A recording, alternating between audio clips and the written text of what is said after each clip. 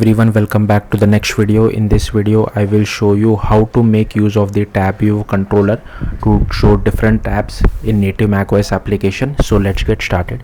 So firstly I will show you guys the output. So here you can see I'll just move the output a little down. So here is our window, and if I click on tab 1, I'm able to see this is the first tab. If I click on tab 2, this is the second tab. So basically each tab has its own view controller. So just for simplicity's sake, I am just displaying a label, but you can display an entire screen, a complicated screen for each and every tab. So let's see how to do this. So first I have created a native macOS application using Xcode. I am using AppKit Cocoa, but if you want you can use Swift UI as well. Then the first thing which I have done is that I have refactored this default view controller which we have to extend from NSTabViewController instead of an NSViewController.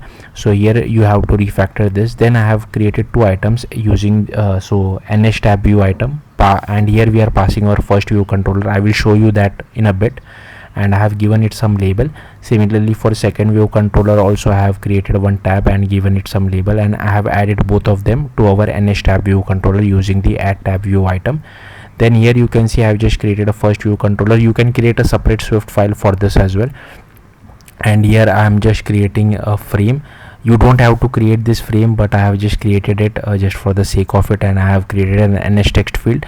You can use NS constraint layout as well just to display this. I think that would be much better. Don't use this hard coded values.